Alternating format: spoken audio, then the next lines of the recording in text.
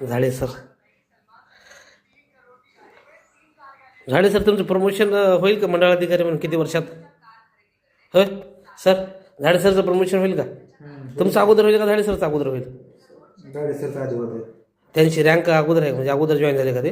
त्यांची रँक टॉपची आहे. हां हां, टॉपचा तलाठी. टॉपचे तलाठी.